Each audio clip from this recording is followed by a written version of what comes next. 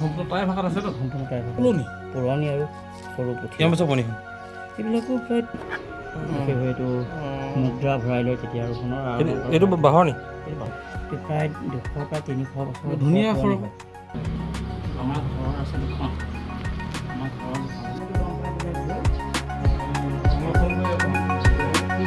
জাপা এই জাপাটো এইটো হ'ল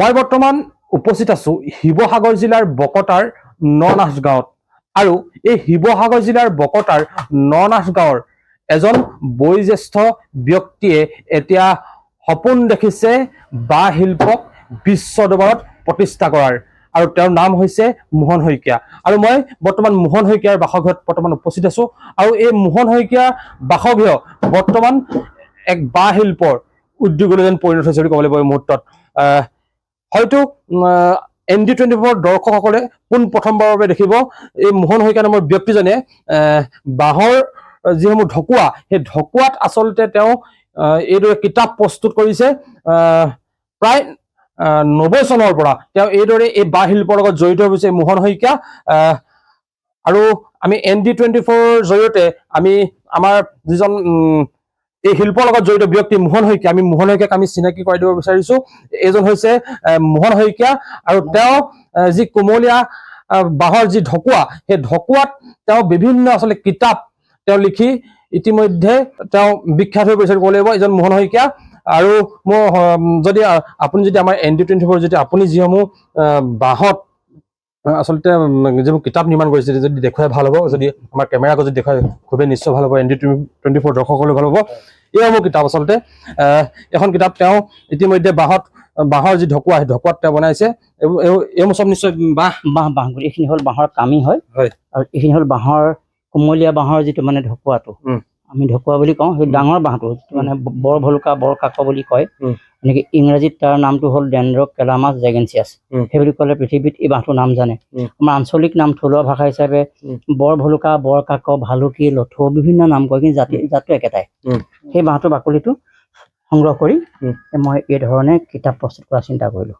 এই কামখিনি কৰোঁতে মোৰ প্ৰায় 6 বছৰ ধাৰাসাৰকৈ মই লাগিছিলোঁ আপুনি এতিয়ালৈকে আচলতে কিমান আপুনি কিতাপ লিখি লৈছে বাঁহৰ মোৰ প্ৰায় 200খনৰ ভিতৰত বাঁহৰ কিতাপ হৈছে তাৰে কেইখনমান কিতাপ পাণ্ডুলিপি ঠিক হৈ আছে কিন্তু মই হেণ্ড ৰাইটিংখিনি আছে সেইখিনি মই অকণ গঠনমূলকভাৱে লিখিম যেনেকৈ আমাৰ জুবিন গাৰ্গৰ কথা আছে তেওঁৰ জীৱনীৰ ওপৰত অলপ লিখিম শ্ৰদ্ধাশিল্পী জুবিন গাৰ্গৰ ওপৰত লিখিছে লিখিবলৈ মই ঠিক কৰি থৈছোঁ কিতাপত এতিয়ালৈকে প্ৰিণ্ট হোৱা নাই এনেধৰণৰ যিখিনি কথাৰে আহি থকা প্ৰজন্মটোক সকাহ দিব পাৰে বা ময়ো কিছু কথা থৈ গ'লে এটা আপুৰুগীয়া হিচাপে যদি থাকি যায় তেনেকুৱা ধৰণৰ এইখিনি আছে কৰিবলৈ মোৰ নিজৰ জীৱনী ওপৰত ছদ্ম নামেৰে এখন লিখা হ'ল বাৰু চুপনিৰ অন্তৰালত মোৰ কথাও আছে লিখিবলৈ আৰু এনেকুৱা ধৰণৰ বুক কথা আছে যিখিনি আপুনি আচলতে বাঁহত যে কিতাপ লিখিলে এই আচলতে কথা আপোনাৰ মনলৈ আপোনাৰ কি ধৰিলে আপুনি আচলতে কাগজতো আপুনি কিতাপ লিখিব পাৰিলে কিন্তু বাঁহৰ কথা আপোনাৰ মনলৈ আহিলে এই কথা আপোনাৰ মনলৈ কি ধৰিলে অলপ ক'ব নেকি বাঁহৰ কথাটো মানে কি আমাৰ বাঁহটো হ'ল আমাৰ সহজলভ্য আৰু আমাৰ টকা পইচা খৰচ নকৰাকৈ বিনামূলীয়াকৈ বাঁহটো পাওঁ বাৰীত থাকে আৰু কল কাৰখানা আধুনিক উন্নত প্ৰযুক্তিৰে এটা উদ্যোগ কৰিবলৈ হ'লে আমাৰ টকা পইচা লাগিব সেই সময়ৰ সেইটো বিষয়ৰ ওপৰত আমাৰ সম্যক জ্ঞান লাগিব শিক্ষা লাগিব গতিকে তেনেকুৱা এটা কৰিবলৈ মোৰতো টকা পইচা নাই আৰু মন যায় কিবা উদ্যোগ কৰিবলৈ আৰু এটা মই উদ্যোগ কৰিবলৈ মানে এনেকুৱা য'ত নেকি মানুহৰ সংস্থাপন হয়। আমাৰ বকতা অঞ্চলটো বিশেষভাৱে কৃষি আৰু এই বাঁহ শিল্পৰ ওপৰত বিখ্যাত আৰু মুগা শিল্প আৰু এই বাঁহ শিল্পৰ ক্ষেত্ৰত বকতাৰ পৰা বহু সামগ্ৰী অসমৰ বিভিন্ন ঠাইলৈ যোৱাৰ উপৰিও চুবুৰীয়া ৰাজ্যলৈও যায়। তেতিয়া মই দেখোঁ যে মানুহবোৰে ইমান কষ্ট কৰে, যিটো তেওঁলোকৰ ব্যক্তিগত ইনকাম আৰু পৰিয়ালৰ যিটো উপাৰ্জন অতি কম হয়, অথচ কাম কৰি কৰি পঢ়া শুনা কৰাই অন্যান্য কাম কাজ কৰে। মই দেখি এতিয়া ভাবিলোঁ যে এই বস্তুখিনিকে যদি অকণমান উন্নত মানৰ কিবা কৰা যায় আৰু পেলনীয়া অংশৰ পৰা যদি আমি কিছু সামগ্ৰী বনোৱা যায়, তেতিয়া বোধ হয় উঠি অহা নতুন প্ৰজন্মই এইখিনি কাম কৰিব পাৰিব আৰু উপাৰ্জনটো বৃদ্ধি হ'ব। যেনেকৈ মই বাঁহৰ এছাৰিৰ পৰা কলম বনাইছিলোঁ, চোলা বনাইছিলোঁ, ঠিক তেনেকৈ গুৰি অংশটোৰ পৰা আমাৰ ৰংঘৰ কাৰেংঘৰৰ আৰ্হি প্ৰস্তুত কৰিছিলোঁ, ফণি বনাইছিলোঁ। এতিয়া এইবোৰ কিতাপ আচলতে বাঁহৰ কোনটো অংশ আপুনি বনায়?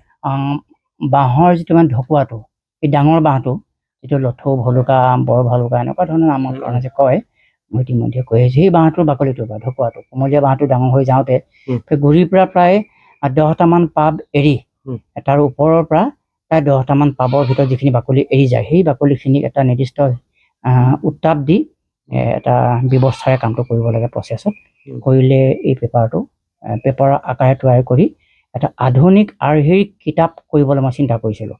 পাছত মই গম পালোঁ যে চীন দেশত প্ৰায় 1200 শতিকাত বাঁহৰ কামিত চীনা ভাষাত কিছু এনেকুৱা ধৰণৰ কামিতে লিখিছিলে, আপোনালোকে চাৰ্চ কৰিলে পাব বোধহয় বা পাইছে। কিন্তু মোৰ কিতাপখিনি সম্পূৰ্ণ বেলেগ।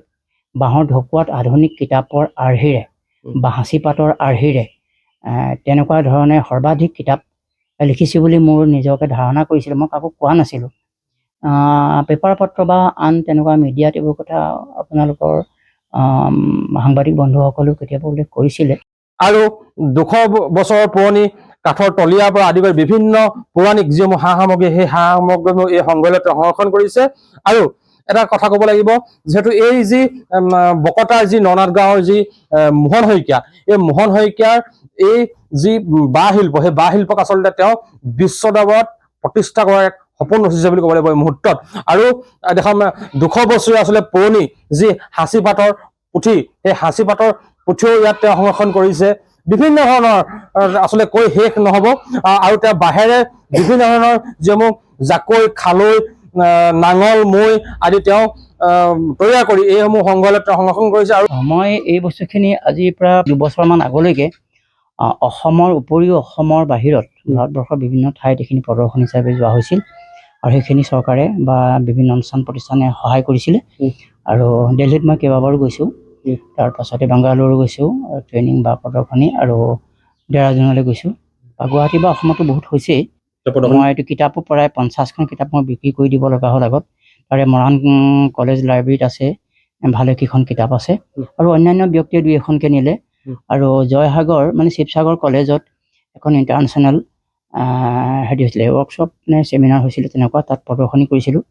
তাত ইংলেণ্ড বা তেনেকুৱা ধৰণৰ ফিলাডেলফিয়া আৰু কেম্ব্ৰিজৰ মই তাত লেকচাৰ লগ পাইছিলোঁ। তেওঁলোকে মোৰ পৰা কিতাপ কিনি লৈ গ'ল। এইখিনিতে আপোনাক আৰু এটা কথা, আপোনাৰ এতিয়া বয়স কিমান হৈছে? মোৰ বয়স এতিয়া 67 চলি আছে। তাৰপিছতো আপুনি এই বাঁহ শিল্পৰ লগত জড়িত, কষ্ট হয় নাই আপোনাৰ? কষ্ট বহুত হয়। মই যিহেতু 5 বছৰ বয়সৰ পৰা মই শ্ৰম কৰা, শিশু শ্ৰমিক হিচাপে মই ডাঙৰ দীঘল হোৱা, মা দেউতা নাই, গতিকে কষ্ট কৰাটো মোৰ কাৰণে জীৱনৰ এটা ডিঙিত পিন্ধি থকা এটা মালাৰ দৰে হ'ল। গতিকে কষ্ট কৰিলে ভাল লাগে। এতিয়া সপোন আছে মোৰ অনুষ্ঠানটো ভালকৈ কৰি যোৱা, এটা ৰিজৰ্ট নিচিনা কৰা, মিউজিয়াম ভালকৈ কৰা, অতিথি থাকিব পৰা, আহি থকা প্ৰজন্মই যাতে এটা আদৰ্শ প্ৰতীক হিচাপে পাব পাৰে। এতিয়া মোক যিহেতু সময়ত মানুহে অৱহেলা কৰিছিলে, মাক দেউতাক নাই, এমুঠি খাবলৈ বিচাৰিলে মানুহে পুতৌজনকভাৱে দিয়ে, কিন্তু এতিয়া মই ভাবোঁ যে কি মই উপাৰ্জন কৰা টকাৰে মই যাতে কাৰোবাক মই পুতৌ কৰা নহয়, সঁচাকৈ মই সহায় কৰিবলৈ ভাল পোৱাৰ দৰে এজন মানুহ হ'বলৈ চেষ্টা কৰোঁ। আৰু সেইধৰণে মই এটা অনুষ্ঠান কৰি যাব খোজোঁ। মোৰ সপোন আছে। এতিয়া মই যদি বয়স হৈছে, এজন সুঠাম যুৱকৰ দৰে মই মন লৈ কাম কৰি আছোঁ, কাম কৰি যাম। মৃত্যুৰ আগমুহূৰ্তত কি হয় নাজানো, কিন্তু কাম কৰি যাম আৰু।